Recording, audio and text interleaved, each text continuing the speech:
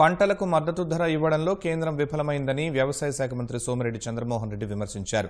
Swaminathan committee సిఫార్సులను అమలు చేయకుండా కఠినంగా వ్యవహరిస్తోందని మండిపడ్డారు.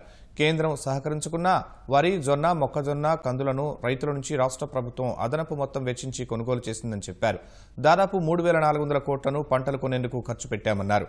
మద్దతు ధరలు పెంచేలా కేంద్రంపై ఒత్తిడి తెస్తామని వెల్లడించారు. 2018-19కి రీసెంట్గా ఎంఎస్పీ కేంద్ర ప్రభుత్వం ఫైనలైజ్ చేసిన తర్వాత 1750 రూపాయలు ప్యాడీ ఒక క్వింటాల్ ఫిక్స్ చేశారు అధ్యక్ష. అంటే స్వామినాథన్ కమిషన్ సిఫారసుల మేరకు 2,823 రూపాయలు ఉంటే 1750 రూపాయలు వాళ్ళు ఫిక్స్ చేయడం జరిగింది. రెండోది ఏంటంటే ఎంఎస్పీలు ఫిక్స్ చేసినవి కూడా ఒక్క గింజ కూడా కొనని సందర్భాలు. మొన్న మొక్కజొన్న, జొన్న ఒక్క టన్ అంటే టన్ను మేము కొనము అని చెప్పారు. ఎంఎస్పీ ఫిక్స్ చేసినారు. ఇంచుమించు 290 కోట్ల రూపాయలు జొన్న, మొక్కజొన్న పండించిన రైతులకి ఈరోజు ట్రాన్స్ఫర్ చేశాం.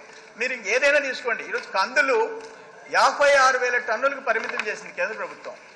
మనం 1,10,000 టన్నులు అదనంగా కొన్నాం. 600 కోట్ల రూపాయలు అదనంగా ఖర్చు పెట్టాం. ఈరోజు రాష్ట్ర ప్రభుత్వం ఈ 4 years లో అధ్యక్ష 3,400 కోట్ల రూపాయలు రైతుల పంటలు కొనేదానికి పెట్టుబడి పెట్టాం. దాంట్లో కేంద్ర ప్రభుత్వం రోల్ ఎంతో తెలుసా? 1,100 కోట్లకు పరిమితమైంది. నేనేమంటానంటే కేంద్ర ప్రభుత్వం స్వామినాథన్ కమిషన్ సిఫారసులను అమలు చేయటంలో ఎక్కడా శ్రద్ధ తీసుకోవడంలా కేంద్ర ప్రభుత్వాన్ని ఏదైతే చట్టపరంగా రైతుల్ని ఆదుకునే దాంట్లో కేంద్ర ప్రభుత్వం రోల్ ఉందో వాటి విషయంలో రాజీ పడకుండా ఫైట్ చేస్తామని చెప్పేసి మీకు తెలియజేస్తున్నాను అధ్యక్ష.